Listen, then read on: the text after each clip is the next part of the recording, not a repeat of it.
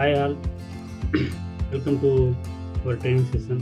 I think this is the 13th session we are having it.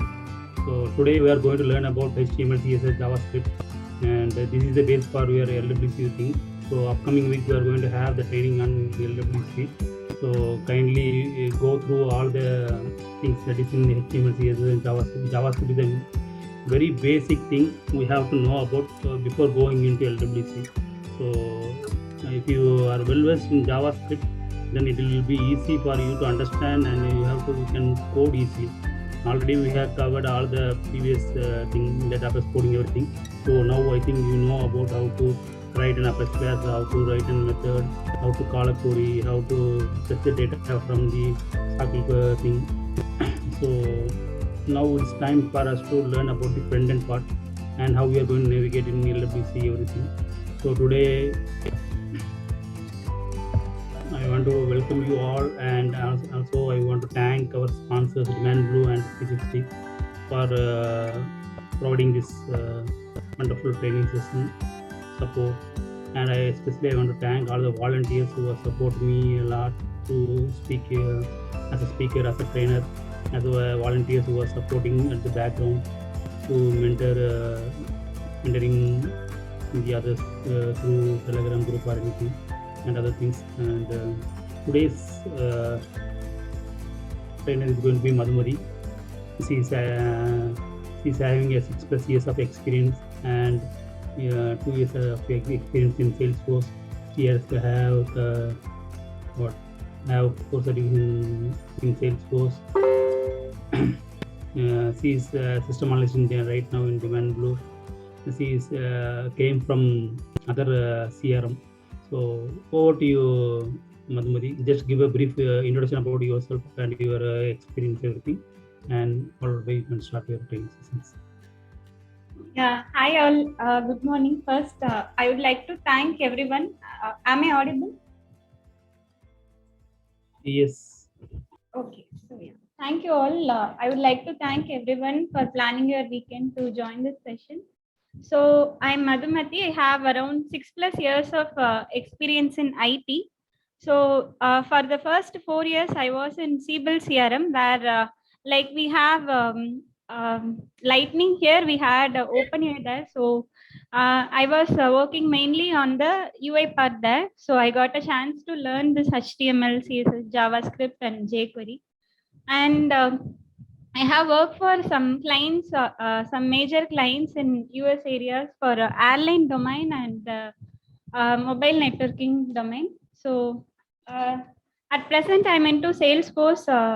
Our current organization gave a very good chance to switch to Salesforce, and with the support of them, I have started moving gradually to learning Salesforce development, configuration, and the Lightning also. So this basic training on HTML, CSS, and JavaScript will help you to shine in Lightning, not only in Salesforce, but wherever you go, you will find this as a base for your UI development.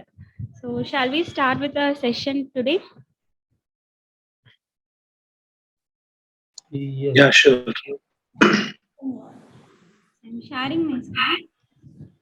So today I have planned for some hands-on sessions also. So I have came up with some exercises for you also. A very simple exercise to start with. Okay.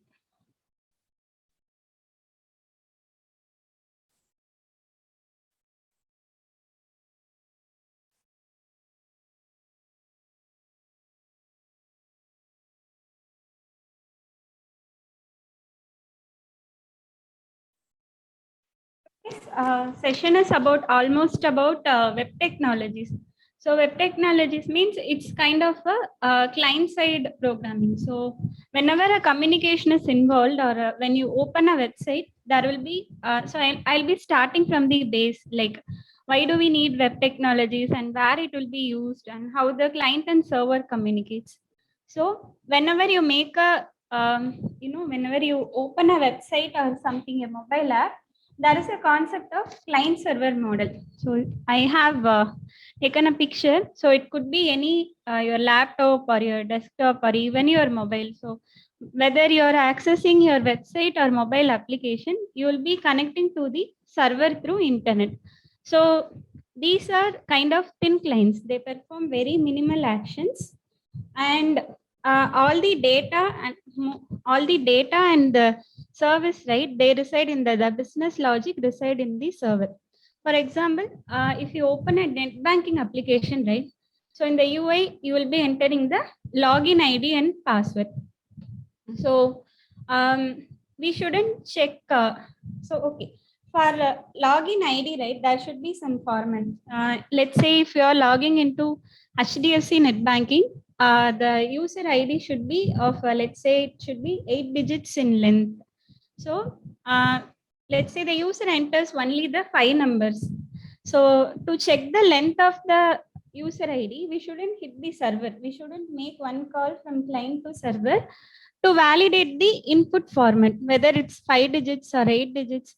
So to check the validity, we shouldn't hit the server. Wherever possible, we should try to avoid the server hits. So all the simple logics should be handled at the client side. You shouldn't hit the server, so you shouldn't hit, so that the server will not become overloaded. Okay, so we came. So there is a concept of client-side programming where it tries to minimize the work of server. For example, validating the user inputs. So that is the one great example where it can be performed at the client side. And also the UI, framing the UI, right, the HTML tags, and also how the UI should look and how the format should look, everything should be done in client side only. So the UI rendering part also, we shouldn't give the load to server. It should be taken care by the client. And also there shouldn't be any kind of data security breach also. That should also be taken care. So all the client side scripting, right, it will be visible in the browser. I will show you as a demo. So whatever code you write and whatever input you pass and use in the client side scripting, it will be visible through the browser. So whatever things are confidential, it shouldn't be handled at client side, and it should be handled at server side. So you can post your queries in the meantime if you have something in the chat box. So we will have some time around 10 to 15 minutes before our break time to answer all your questions. So the main thing, clients should be lightweight, and it should help the server to become not overloaded. So some of the logic should reside in client side also. So if it is a client, it doesn't necessarily to be a computer. It can be a mobile device or tablet or laptop or something like this. So usually the server has high processing power because it will process the request from multiple clients, right? So it should have high processing power and high data storage. So this is the overall model of the client server model.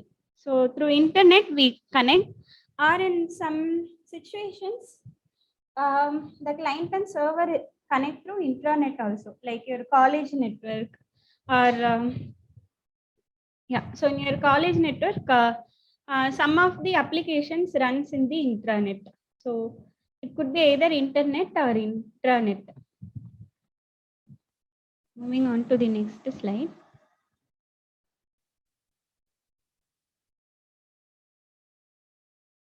So there are 3 types of client server model.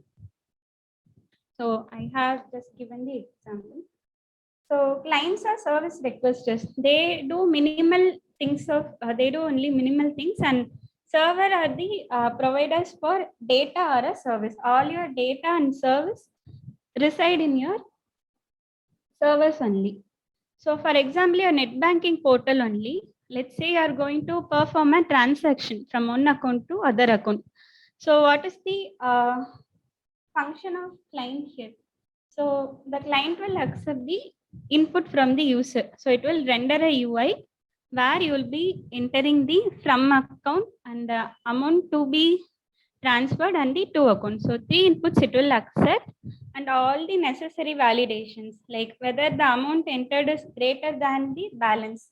So that validation, it will be done here. And whether any one destination account is chosen. So whether at least one should be there, right? So those kind of client validations it will do. And when you click on transfer, it will hit the server. So the server will make API calls. So the data, you will not have any data at the client side. It will have only the cached data. So whatever data available in UI, based on that data, your basic validation will be done, like based on the balance available, whether the amount entered is greater or not. So it will have only very minimal data. And once you click on transfer, as we seen in the previous slide, it will communicate with the server, and the server will make some other API calls to the external system. So it will interact with many systems and databases to transfer amount from your system. So all the data, so and your business logic, the actual business logic of transferring your amount to other account, it will be handled by server. And then the server will give you the response, like the updated balance and the status of the transaction, saying that your transaction is completed successfully and your remaining balance is so and so. So again, there will be a response from the server. The response rendering, right? Whatever message we receive from the server, it will be displayed by the client. It will frame a new HTML with the updated balance and also the success or error message. So it will accept input. Client will accept input, pass it to server, and the server passes the process the transaction, actual transaction, and sends back the response. So that's how the client server model works. Chat between servers and clients. So the UI rendering and validations and all shouldn't be done by the server. So that's a good practice in any design you make. And also you should consider the data confidential. Confidential data shouldn't be visible or available in the client-side scripting. So there are three types of architecture here. So one is OneTier Architecture. So this is also, here also UI is involved. So as I told, HTML, CSS, JS is kind of a front-end development. It's a UI development. In OneTier Architecture also, that is UI application layer and database layer. But all the three layers reside in same machine. Let's say your laptop. So UI is also there in your laptop. The processing logic is also there in your laptop, and the actual data. For example, you can take your MS Excel application. So if you see the MS Excel application, the UI, whatever the rows and grids you see is a UI, right? The presentation layer also resides in your system, and the application layer. So let's say you could perform some calculations, right? Sum of columns and then sorting of it. So this is the actual logic, right? It is the actual logic or application logic, sorting, summation, and you're framing a pivot table difference. So all the business logic also resides in your package file, right? It is in your machine. And the actual data. So data means you save the Excel file in your D drive or some of your custom drive, right? So all the UI layer, processing logic, and your data reside in the same machine. So that is OneTier architecture. There is no internet connectivity needed or more than one PC required. So this is a OneTier architecture.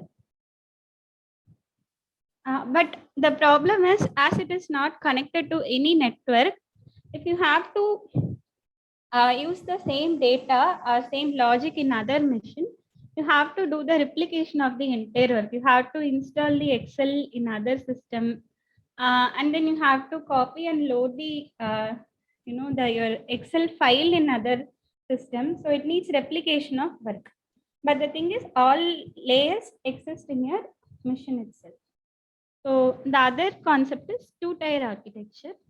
So in two-tier architecture, there will be two layers. One is client tier and the other one is data tier. So in this, there is no separate layer for application logic. If you see the other thing, there was a separate layer for application logic, right? But here the client and your database will talk to them directly. There will be minimal or no application logic involved. So here also a connectivity is required. It will be two different missions or two different entities. So user interface will be on your client system. It could be your laptop or desktop or your mobile phone. And all the data is served on the server machine. As I told earlier, there will be only minimal or no application logic there. So when let's say if there is some application logic, it will be either present in this client computer or in the server which has data. So that there are two chances. Let's say it has minimal application logic and it resides in the client side. So the logic resides in the client side, right? Which means the client performs more actions. So now it becomes a fat client. It performs multiple actions, and the server becomes thin now. Thin means it doesn't do much work when compared to client. So the client is fat with multiple business logic, and the server is very thin with only data logic. Okay. So the other way, the application logic resides in the server side. So then the server will become fat, which means it will do more work when compared to client. So it is a fat server, thin client concept. So there are two subtypes again with two-tier architecture. So for example, you can consider a student survey form. So if you remember in our college or in your educational institution, there will be a student survey form conducted or collected at the end of every year. So that let's say that are desktop applications that resides in their intranet connectivity. So every mission need to have this desktop application for the student survey form. So so let's say there are 20 students using 20 missions, and 20 missions will have this desktop applications, which means the client on its own installed. Okay, so 20 missions have this desktop application installed, and whenever they click on submit, they fill a form and submit. All the 20 students' data should be collected in a single database, right? The database will be the common database for the educational institution. So there will be only two tests. There is no much business logic. There will be only UI. The student will fill the survey form and click on submit. All the data will be directly saved in the the database of the organization. So that is the two-tier architecture, and the commonly used whatever we see today, right? And it's a best practice also. It's a three-tier architecture. So all the three different logics. One is UI logic, and the other one is business logic, and the database, the actual data processing logic. They will be separated into three different missions. So the client will simply hand only the UI and validation part. So it will not of business logic. The application server will do only the business logic. So like as I told already, if we see the banking example, the transfer, to make transfer, we should connect with many other external systems and update the balance rate. So that will be handled by the application server. The actual data will reside in the SQL processing, right? Update, select statement and all. That will be handled by the database server. So here nothing of the three layers are overloaded. They will perform their own duty. So this is the most commonly used architecture in current days. So these HTML, CSS and JavaScript, right? They will be on this client tier. Okay, so these codes, all the three will be visible to the user, and in the browser we can see like how it is working.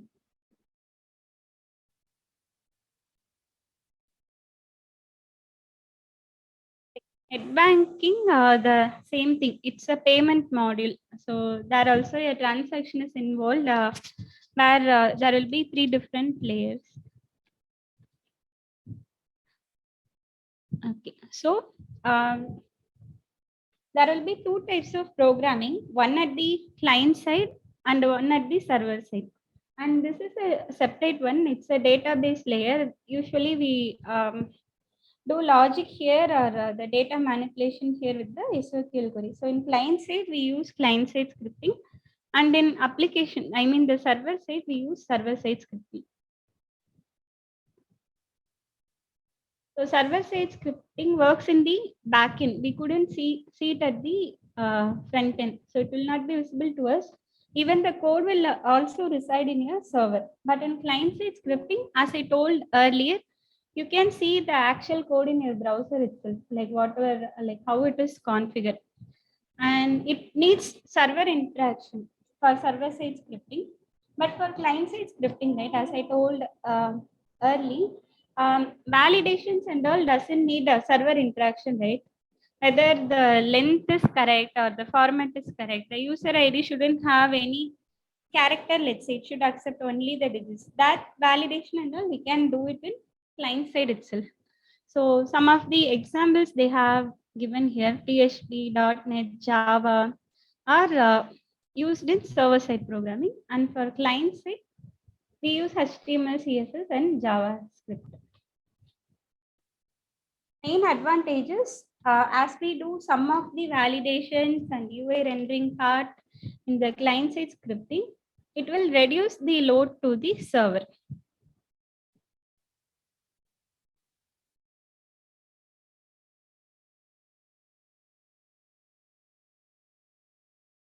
Start with HTML now.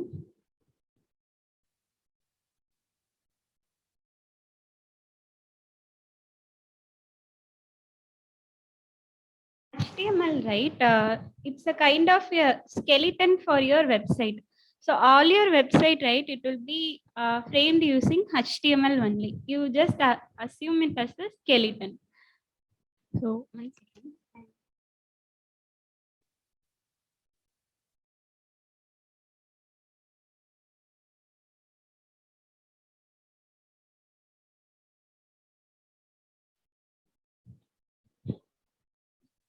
HTML is not a programming language. It will not process anything. It will just display something. It doesn't need much of a processing power. It's not going to do any calculation like a plus b or a minus b. It is not going to do anything. It will just tell the browser that, hey, this is what you should display in the UI. So it just prepares the structure for the data. And if you see Java or .NET, right, it's a programming language. So it's kind of a, instructions to the computer. It needs the processing power, processing time, and that. So before execution, the code should be compiled by the compiler or interpreted by the interpreter. So whatever code you write in programming language, right, it will be in a kind of readable format. Let's say it is variable 1 plus variable 2. It is readable by you and it is readable by other developer. But to make it understandable by the system, we need to compile, right? The machine can understand only 0 and 1. So the to make CPU understand your code, we need to compile the code. So your readable format of code will be compiled into the readable format by the system, or it should be interpreted by the interpreter. So compilation means the entire program will be compiled into another set of programs. But interpretation means the system will read the code line by line. Okay, so there is 2 different concepts here, but this is not part of our scope. Our concentration will be on the markup language. So it doesn't need any compiler or interpreter. So it will only just your browser will interpret your HTML and it will display accordingly. So it will be used in web page development, and you can create a responsive UI also. So if you see the older websites, it will work for desktop, but it will not work for mobile. Or some websites, it will work for mobile, but it will not work for desktop. So with the advanced concepts, you will be able to make a single code, single piece of HTML. You can make it work for both mobile and desktop tabs or laptops with minimal change or minimal deviation input. And you can download the, okay, you can download your website also. Just I will show as a real time one. Just opening the sales. Is my browser visible? Yes, it's visible. Okay. I'm just opening our Salesforce login page. So it's a website, right? Let's see how it is framed.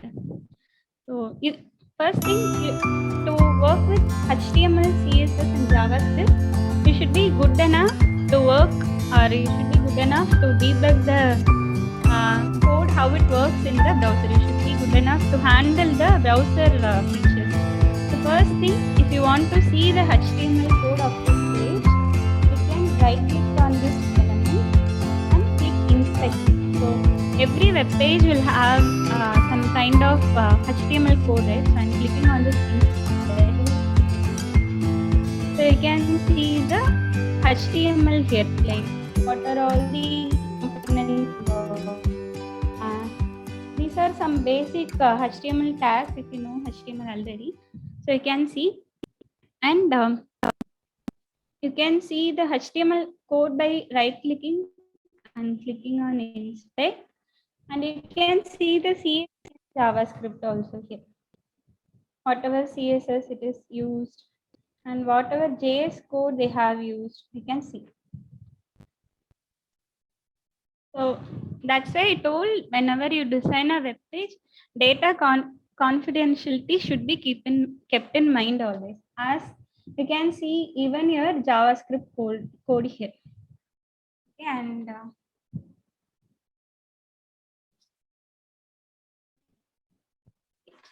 we'll get into this browser handling in more detail.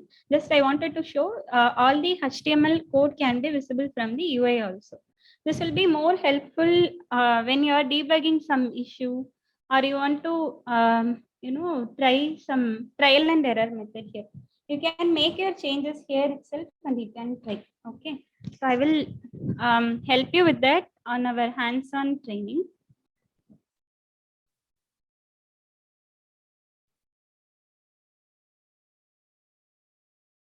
Okay, so I'm new to HTML. What are the prerequisites to run this HTML? What are all the the software and hardware requirements, right? Yeah, it's very easy. As I told, it doesn't need any compiler interpretation. You need only the text editor and browser. So text editor can also be a simple notepad or WordPad file also, and you need just a browser to see how the changes look in your UI. You don't need any IDE or something. So, so this is how your HTML document looks like. Okay, so it will have multiple tags. Okay, so HTML, if you see the programming language, the main constituents are the programming statements, right?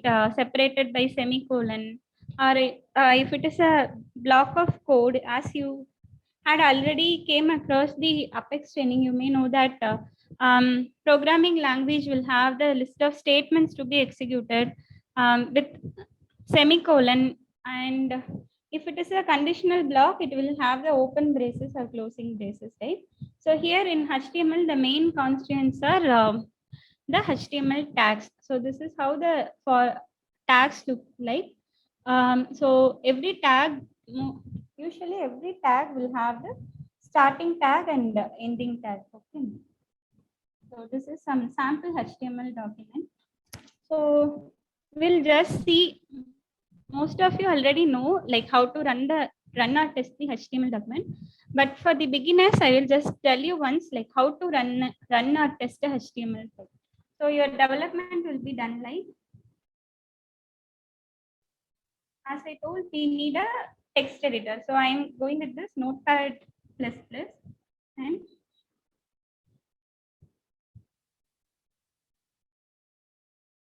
writing a HTML program. Okay. So the first thing, you need to frame a HTML program and then you have to save.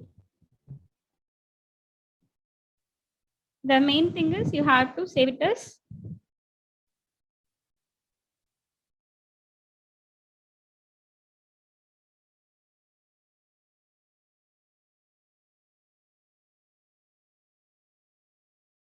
the extension should be HTML. Then only it will be readable by the browser. So HTML demo, okay, it's a file name and the extension should be HTML. So with the text editor, you will be writing a HTML code and you'll be saving it. And to open it here, you have to navigate to the path where you have saved it. And you have to right click and have to do open with whatever browser you want to see. You can see it in the browser. So step number 1, write the program, save it with HTML extension and navigate to the path where it is saved or physically located. And then we have to open with the browser. If you see the browser, you can see the path also as the code resides in the local machine.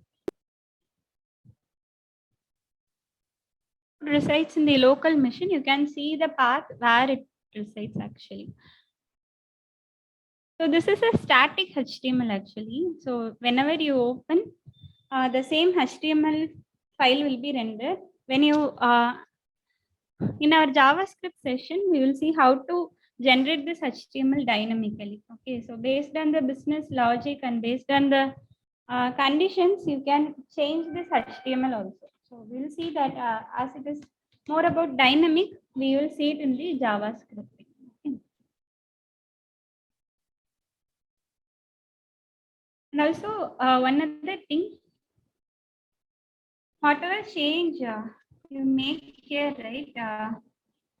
There is no need of compilation and interpretation, right? So I made one change, like I have added the word updated here. So to see the change, you need not do any compilation here. You just simply refresh the page here. You will see the updated changes. It's a very simple interpretation by your browser.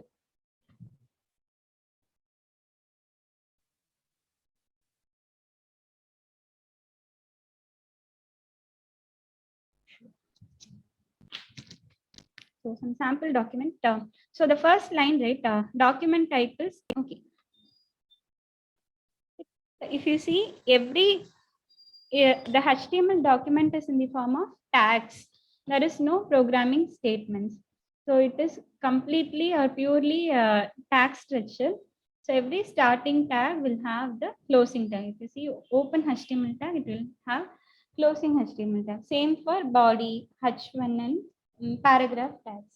So this document type tag is there, right? So this will tell the browser that, hey, this is the HTML file. So just consider it as HTML file and display it in the UI. So this kind of declaration is required for every HTML file. So this is what we have seen. So in a text editor, like how to write and test the HTML file, right? So in Notepad++, I have pasted the code. Saving file with HTML notation is very mandatory. And we need to navigate to the path where it is saved. And we can open with the browser. So that's what we have to do for testing. So as I told, the mandatory tag for every HTML is exclamatory document type. So it helps browser to display the web pages correctly. So when the browser reads the code, the first statement itself will tell that it's a HTML document. So These are some important HTML tags. All your HTML code should have reside in the parent tag called HTML. Okay. So whatever tags you write, it should be present in the HTML tag only. And there will be two main components. One is head and the other one is body. When we go through next examples, you will get to know that. In this example itself, if you see, you have body, right? The head will have information. Okay. The body will have actual data to be displayed in UI. Whatever you have in body, it will be displayed in UI. This is the actual body of the UI. Uh, the head, right? The head tag will have metadata. Metadata means it's not the actual data. It's kind of a property only. So let's say for this HTML file, the title is a given body. It will be displayed in the browser's main area, and whatever you give in head tag, right? It will be just a data about data or metadata or a property for the HTML. So I'm just refreshing this file. You see the tab name got updated to demo session, right? So whatever information you want to pass about the HTML file, you have to give it in the head tag, and whatever information you want to display in the actual area of the browser, you have to give inside the body tag. Okay, and one more thing, the head will have just commenting code here. Your header will have reference to all external files. When you learn CSS and JS, you will come to know. So your header will be like metadata, and it will have reference to all the files. So whenever this HTML is loaded, what are the files to be loaded? So that we mention in the head tag only.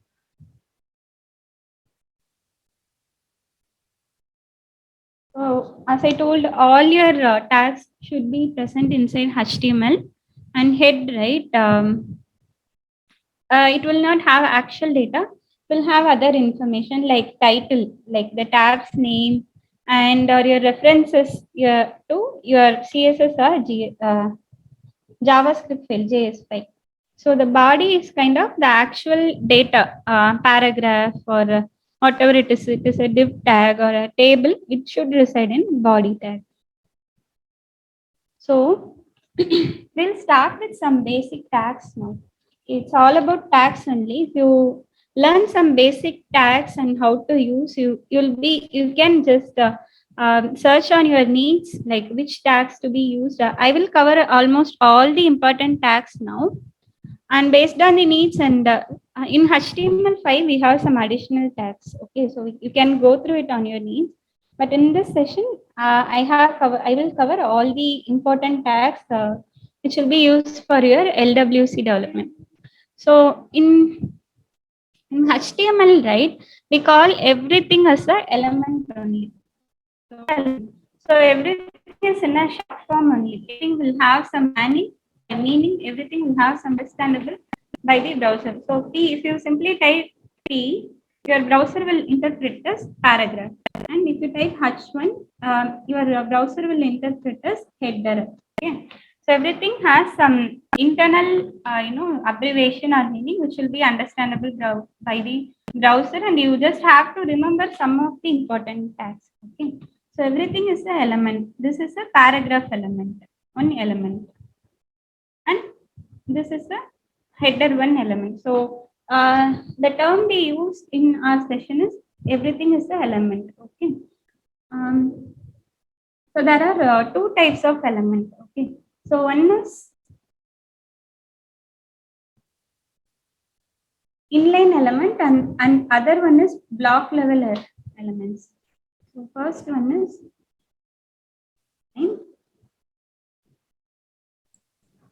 Madhuri, your voice is very low. Okay, is it audible now, Anandji? It's audible. If needed, I think there is some breaking is happening. So if you want, you can stop sharing your video also. so it will be convenient for you. Okay. Okay. Is it fine now? It's fine right now. Okay.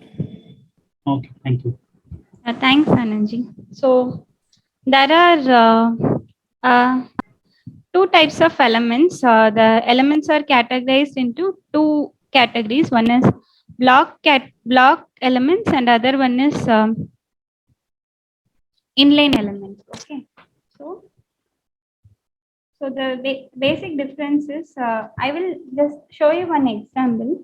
So the block elements, right? It will always starts in a new line. Inline means it is kind of internal. Okay, so whatever content is there already, it it is embedded inside the parent content. So for example, I can show you this paragraph tag, right? It's a block level element. So I'm just typing another paragraph here. When you design a very complex or a very big website, right, this inline and block level elements, it plays a major role. You have to choose wisely, right? Because some elements need to be present in the same line and some to be present at the next line, right? So you have to be very wisely choose the inline or block level elements based on your need. Okay, so I have added two paragraphs, right? As I told, it's a block level element. It will always start in a new line. I'm refreshing that page now. See, I didn't give any break statement or new line statement kind of thing. It started in the next line only, right? So it's a block level element, and the inline element, the example is span tag. It will be embedded. I will show tag is also a block level element. Okay, so this div is a block level element and this span is a inline element. So let's see how they make a difference in our UI rendering. So when div is there, when span is there, we'll see. So every element should be closed with closing tag. Almost every element. There are some exceptional cases also. I will show that. So there are two divs, right? Div first. So it was in a separate line. The other div. So it took a new line. Okay. And the other span element, right? Whatever I have written, MS span, I don't need new line there. So this is an inline element. It doesn't need a new line. It will be displayed in the same line. Okay. So there is some example I have taken. So as of now, will not find any advantage, or you may not know like why we need these two uh, different types of tags. But when you design a very complex website, there are some cases where you need the inline alignment of the elements. So they have two different categories. Just like same thing what we have seen. Just this is a example taken from the web. So the paragraph tag, inside paragraph tag, there is a span.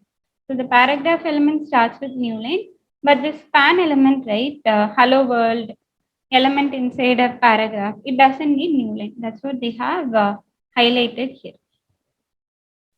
There are some HTML tags which doesn't need closing tags. Okay, so some exceptional cases are there. They are break statement, HR, okay, horizontal row, image and link. Okay, these are some examples. It doesn't need closing tags, which means it doesn't have any data. You see the paragraph tag, span tag, it has some data, right? There is some content inside. That is what it is going to display in the browser. But some tags, like as we have seen, break tag, it doesn't need closing tag.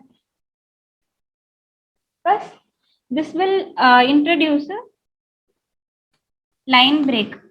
Kind of whatever you add it as /n in your programming, right? It will introduce a new line, right? So the same thing, it is break statement here. I'm saving it here. I will put a break here. Like here, let's try to put a break.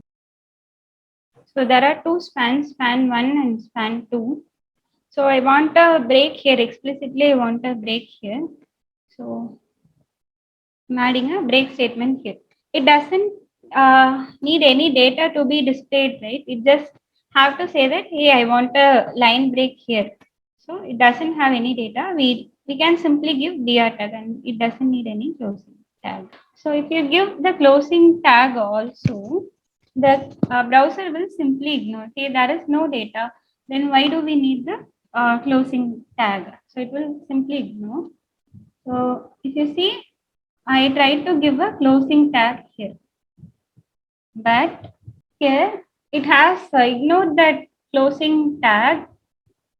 It has considered it as the normal tag only. So instead of considering it as a one tag, it has taken two tags, two break tags here. So the browser will interpret it as a normal tag only. It will ignore that slash line. Okay, and the same way for HR also. HR means it's a horizontal rule. Ruler have got introduced, and even if I give the closing tag, it will be omitted. The same thing, there are some tags which doesn't need a closing tag, sir. Image tag and link tags. So we'll see these tags in detail when we move on to the next slides. So these are some commonly used tags. So H1 to H6. So it's a header tag only. It will be displayed in bold. So for headers, you will be using this H tags. The other one is we'll see all them together. Paragraph tag. There will be variations, right? H1 to H6. There are 6 levels of header tag. So the other one is H2. The header one is the larger one, and the size will decrease from H1 to H6. So, and the paragraph tags and div tags we have seen. So, there is some special case about paragraph tag. For paragraph, the browser will add some margin at the top and bottom. If you see, there will be some space between the top and bottom. So between two paragraphs, just for the alignment, the browser itself will add the margin before and after the paragraph. Another paragraph. You see that orange, right? It's a margin. When you see the CSS, in CSS session, we'll cover what is margin and padding. But the browser itself will add the margin automatically. These are paragraph tags, div tags, and span tags. It has some data, right?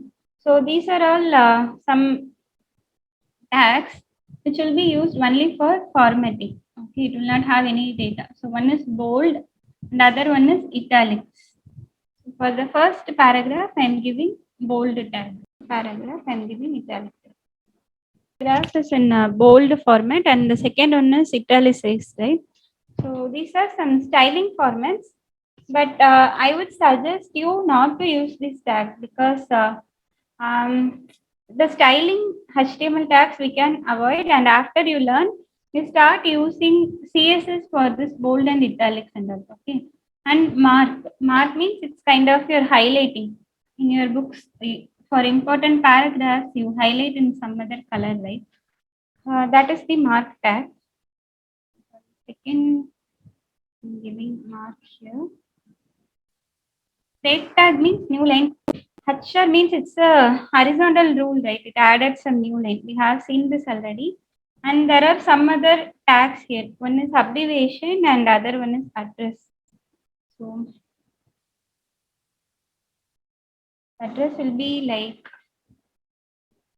starting tag and one ending tag. Inside that, you will be giving your address. So the address will be in italicized format to make it different, to make it appear different from other content. Meaning this, there is a paragraph and address. So inside address, it can have some content. It will be in italicized format. I'm just refreshing that page. To differentiate the actual content and the address part, the browser itself has added some italic style. So you can see it here. So one more thing, like some one other debugging way to check what CSS properties are applied, you can right click inspect here,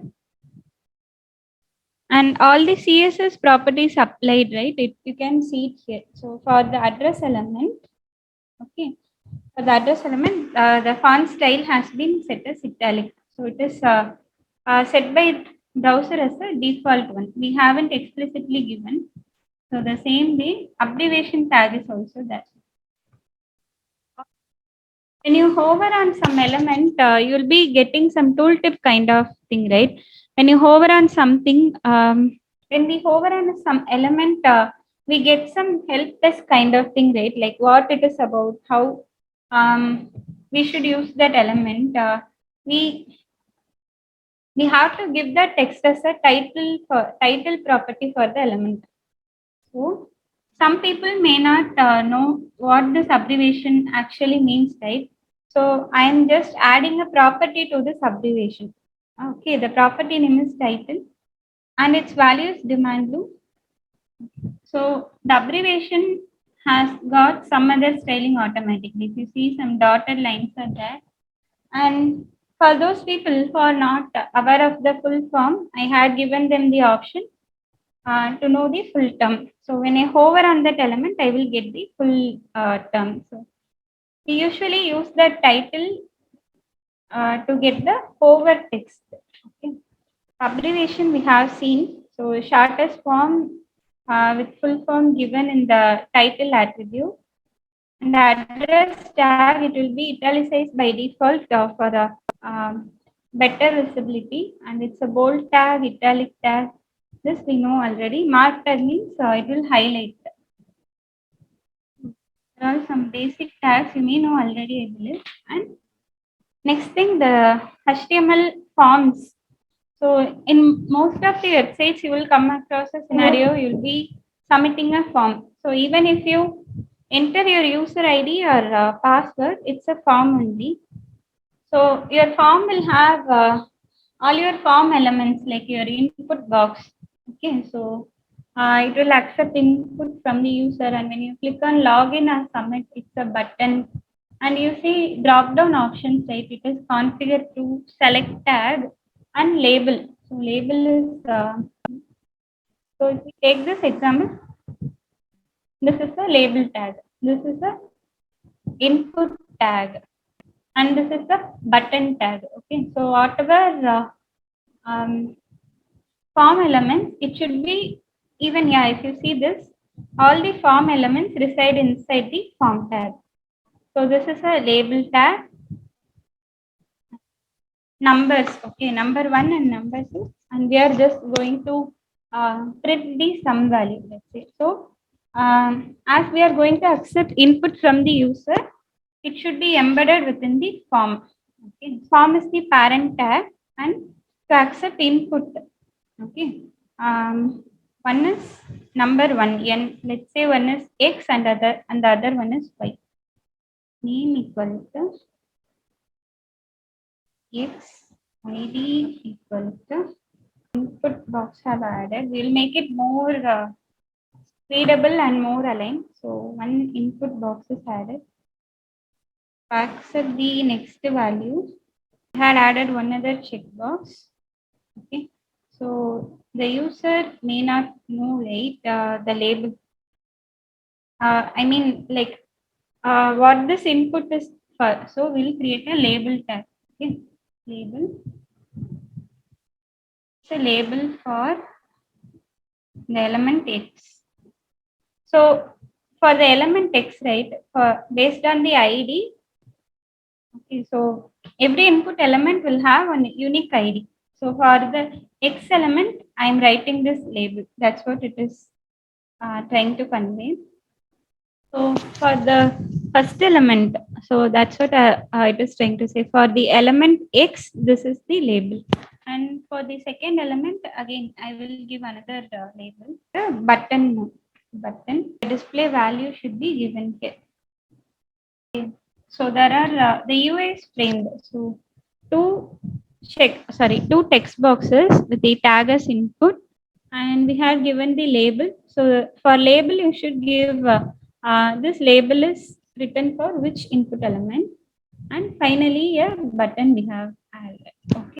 So in some cases, here for every form, right, we have a action here. Okay, there is some types of button, like the button type can be submit. Okay, so if you give the attribute as submit, which means it's kind of this your login page only. Username and password you type, and then the button type is of type submit.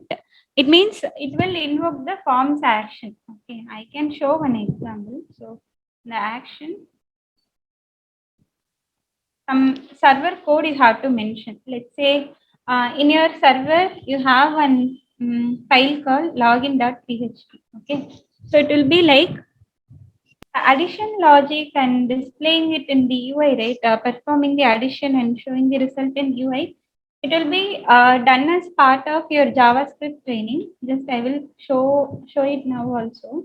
Okay. So when the thing that I wanted to convey is when the button is of type submit, okay, it means on this button click, a server call will be invoked. So this file will be invoked. So which file to be invoked or which method to be invoked on this button click, right? We give it at the form action. So on click of this submit button, this action will be triggered. That action should be given at the form tag. So if you see for every element, right? So as I told already, these are tags or elements. For every element, there are some properties. So our attributes, we call it as in technically we call it as attributes. So if you take some any object, any real-time object, okay. So if you take some car, let's say, it will have the mileage. So mileage is one property and its brand, year of manufacturing, everything is a property. So are a attribute. So this car is an element.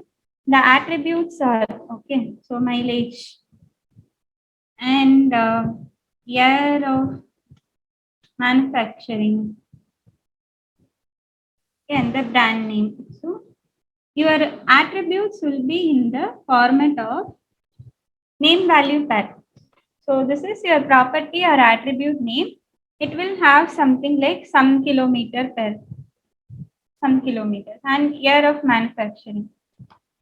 Okay. Let's say it is 2021. The brand is something ABC. Okay. So it's a name value pair. This is the element. For every element, you will have attributes, which means it's a property. It should be in a name value pair. It's a name, it's a value. So for every element, you will have the same kind of attributes. So which will define the actual element. Okay, for this input, the name is X and the ID is X. For this input element, the attribute, it's one property. The name is Y and the ID is Y.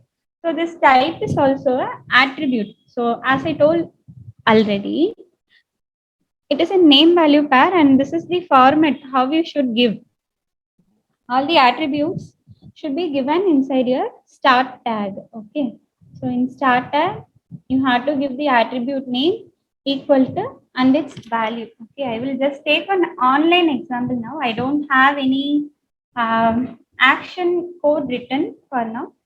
When you the main thing you have to know is when we click on submit and when it needed some server call, it should be written in action.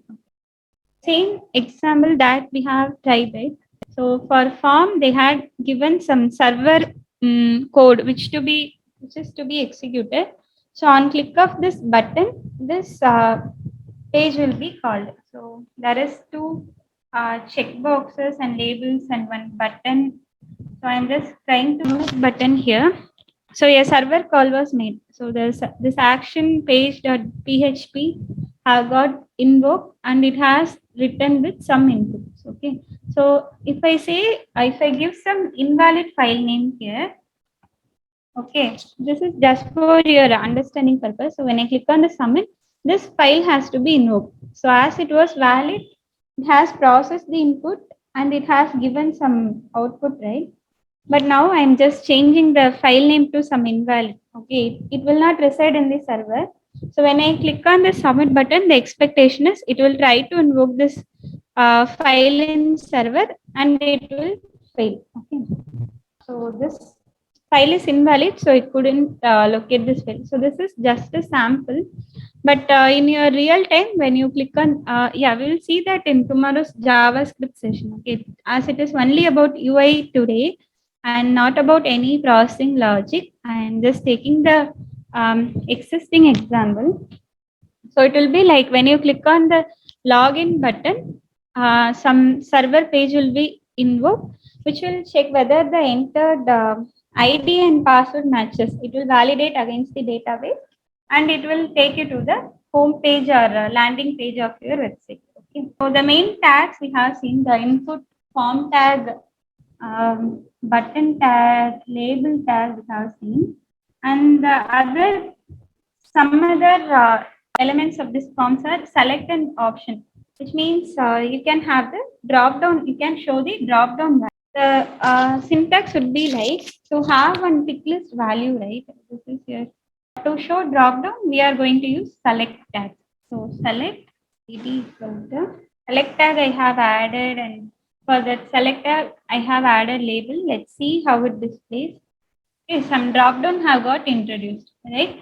So this select will introduce a drop down option to add the options, right? The drop down values, whatever you call it as tick list values in your Salesforce, we call it as option here. So you have to use option.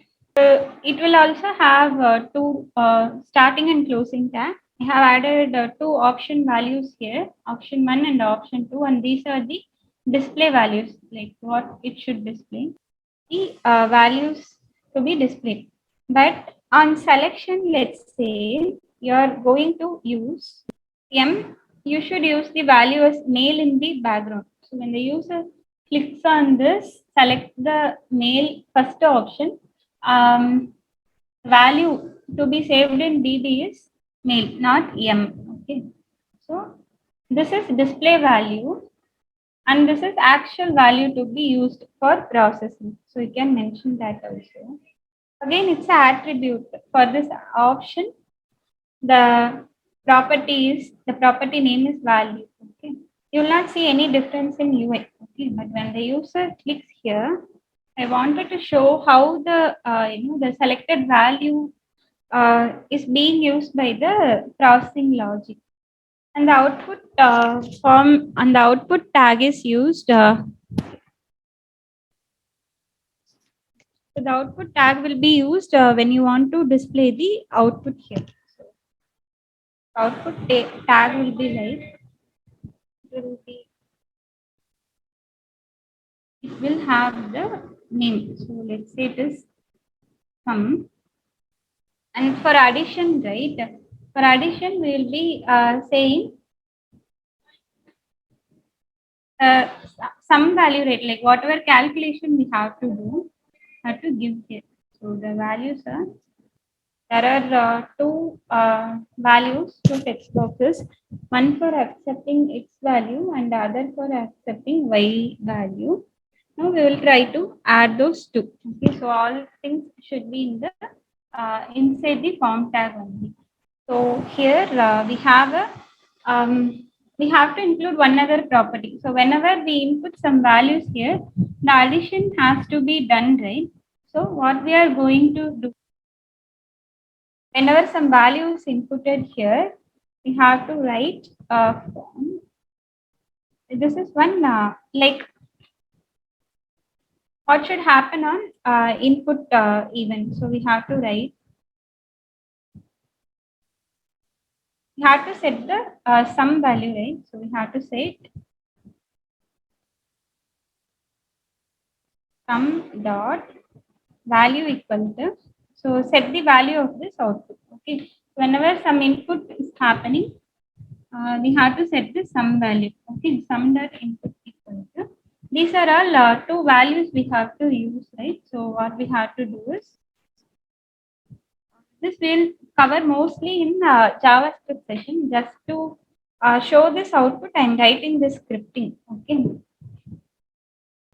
we have to take this elements value. Okay, next elements value. Yes. Oh, we got not a number, right? So the thing is, whenever we input some values, let's say I'm entering 12 here.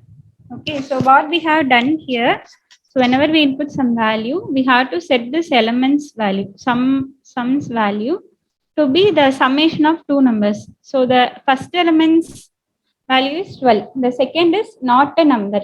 Okay, it's a null value, right? So it's not able to add a blank and integer. So it was showing not a number. So when I enter other value, it displayed the sum. So the output is to display some value. It will not accept any input from the user. So we have covered almost everything. This select alone, uh, one thing is pending. I will show after the data. Like we have two different options, right? Display value and the actual value. I will show that. And these are list tags. Okay, so this will also be mainly used. So it is kind of you see bulleted format text in your Word or Excel, right? So this is kind of displaying the items in a list. So we have some main tags: list, order list, unordered list. We'll see this in detail now. So there are two types of list. Okay, one is ordered list and another one is unordered list. So ordered means it will have numbers, bullets. So to define a list, right, the parent tag could be either ordered list or unordered. Okay, so first I am taking the ordered list example. So it will come in the UI with numbers. So we have to first explicitly mention the type of the list. Okay, so order list and the individual elements, right? Like whatever elements to be displayed in the list, we have to give it under li tag. Okay, so this is ordered list and it's a list element. So these are the abbreviations OL and LI, list element and ordered list. So let's say weeks, weekdays. Okay, we'll say present inside the first, the type of list tag can be either ordered list or unordered list. We'll see how it is getting rendered in UI. With the numbers, it is displayed. Okay. So if it is simply you have to change the type of the list here. So it came with dots. So and there is one other tag called description list. Okay, so description list we'll see. Instead of values, if you see order list or unordered list, you are seeing only the days, right? I mean the some values, right? So if you have to show some help text to the user, like some additional info about the user, we will go for the description list. So to have it, we mention the type of the list is description list. Okay, and instead of list element, you have to use there will be three main tags used. TL means description list. DT means so I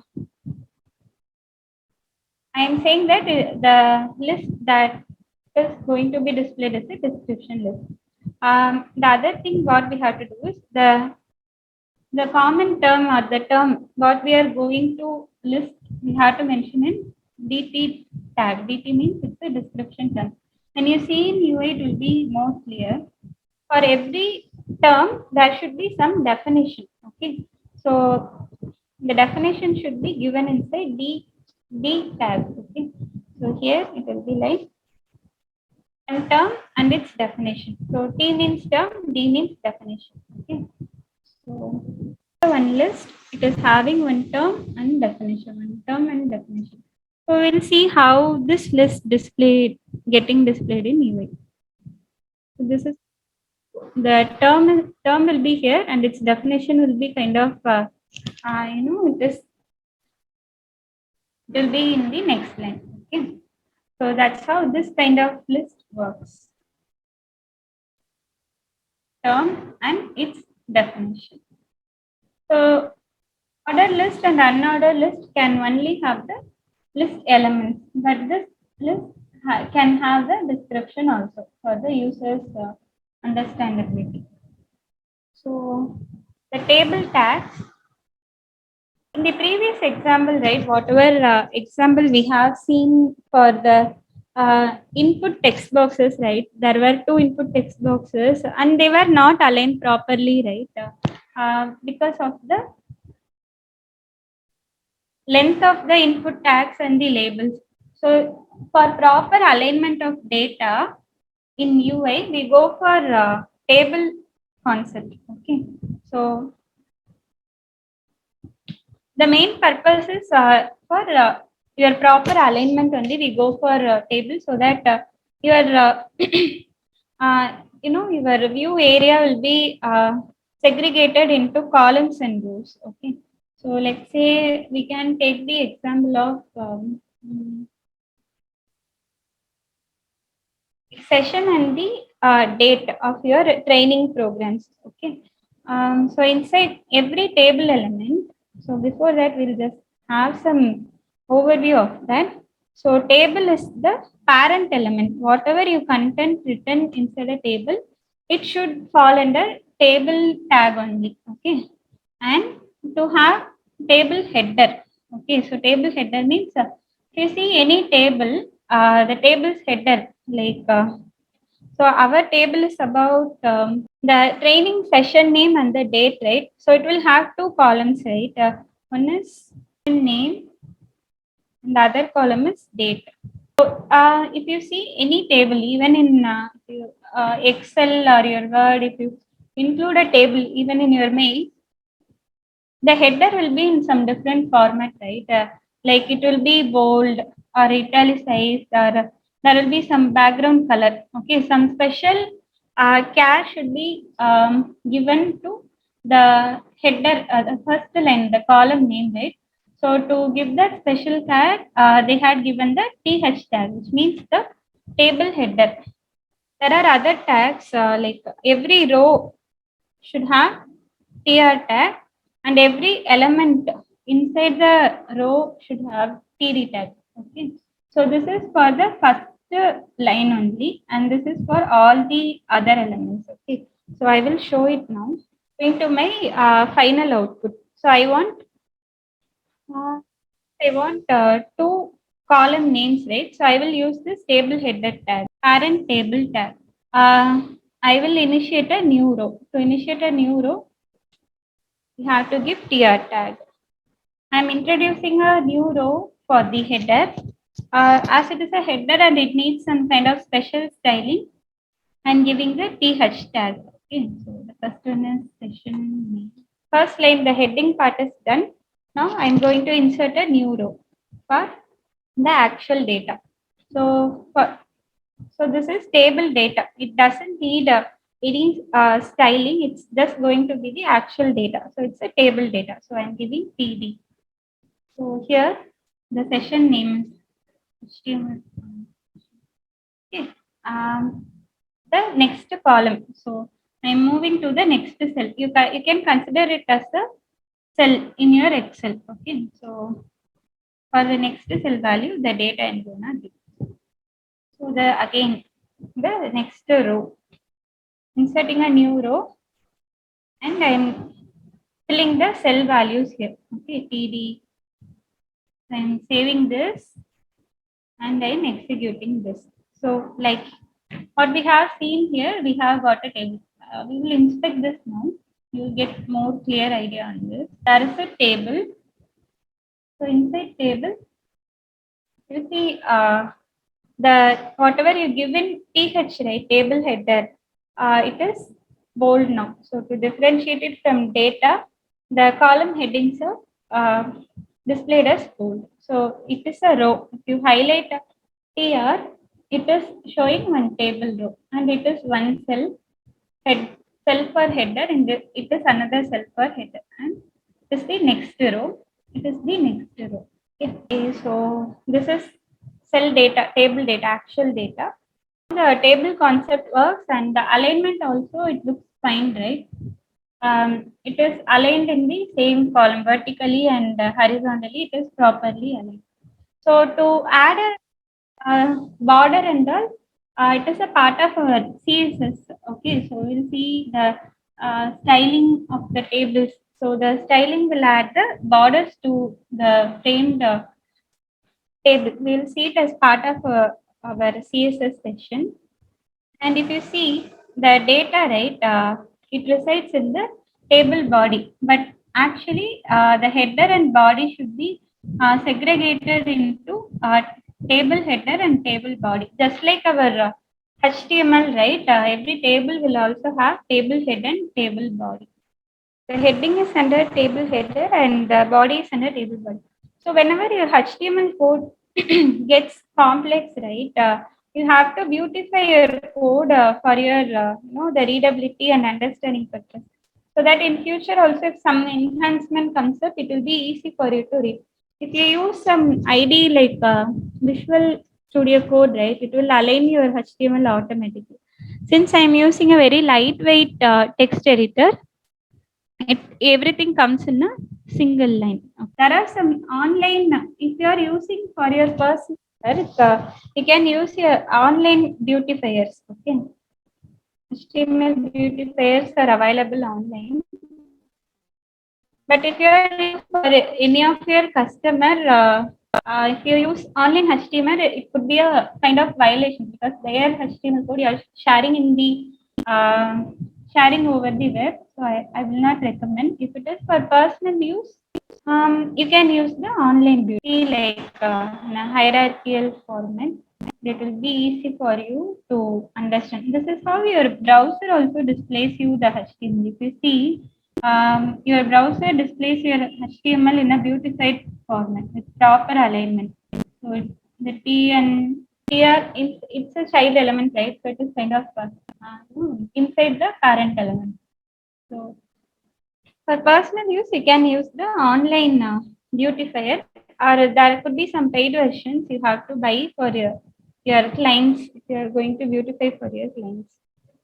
And there are sector also. You can use it if you are missing something. Okay, I am removing one closing tag. Okay, open body tag is there, uh, but closing body tag is not there. I am also removing the closing table tag. Now, if I validate,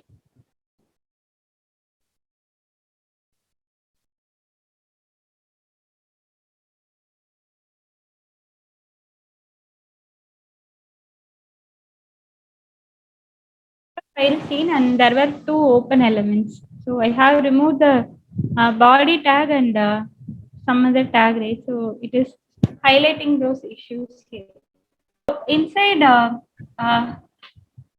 so whatever we have seen, you had given the content in the inside the tag, right? For example, if you see paragraph tag, you will be typing what should be present inside the paragraph. If it is address, you had explicitly given the text like what should be present inside the address.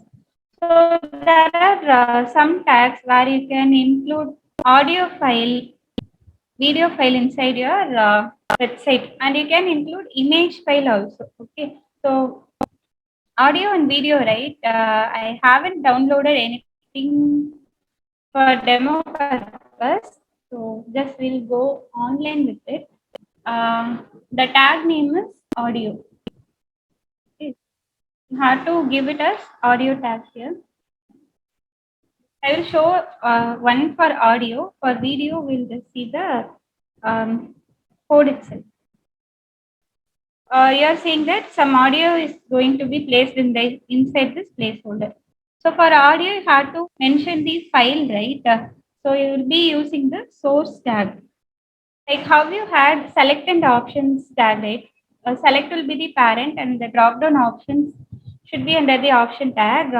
Audio is the parent tag, and source is the source is going tell the browser that this is the source for the audio. So here you'll be giving the file name. So let's say it is uh, background music dot mp3. Okay, and type also have to mention it kind of which kind of file it is. So there are some options available for mp3. We have to give the file type as audio slash mpeg. Uh, doesn't need any closing tag as it is not going to have any inline data. So the other file. So when this file is not able to load, there is some issue with the file. We have to give an alternate option. So the other file would be background music dot the format they had uploaded it in other format. If your browser didn't support the MP3 format, they are giving the user the other file.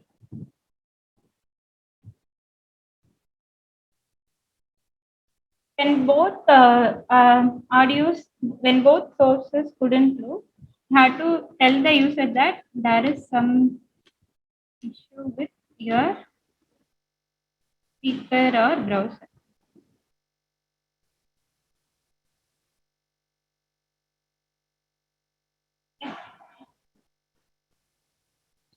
Background music.mp3 and background music.ogg, it should be present in the same folder of my HTML. Then only it will work. As I haven't downloaded, I couldn't show it now. So as I'm not giving any path here, so as I'm giving only the file name, which means this HTML will look for this external file in the same folder. Next to this HTML file, this mp3 should be present. Okay. So when you are testing it locally, you download the MP3 file and place it in the same folder of the HTML. So this is how your output will look like. But your actual input should be like this only. The player should be there. So if this file is available, it will be played. If this file is not available, the second file will be played. Same thing for video tag also. Instead of audio, you'll be giving video tag, and you'll be giving the source tag and the type of file here. Wait, I will download the content for you. Okay. So for video, we'll be giving the source and the type. So the as it is a video, it needs some display. You can give the width and height properties for the video. So I have for HTML training, I have something for exercise. So HTML attributes, right? I have explained already. We have seen that for one car, there could be some properties. Same way for element, we have properties, right? So it should be inside the start tag. For the anchor tag, which means it's a link tag. Okay. So for link tag, on click where it should take us, where it will take us to. So that we give it given the hyperlink reference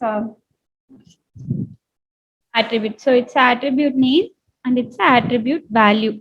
These are all the attributes we can give. So class ID, style, and all we can see in our CSS session. So our next session after the break is on CSS. So this HTML attributes will be used when we are going to work on CSS. So we'll see the slide as part of a CSS session after the break. So far, Anand, can we have the query session now, or can we Let have them it have later. break. After the break, you can have any queries. You can have the queries, and then you can Okay. provide. Yeah, yeah, Because already fine. they are sitting for 2 hours. Okay. Yeah, fine, fine. Thanks all for your patience. We'll have the Q&A session after the break.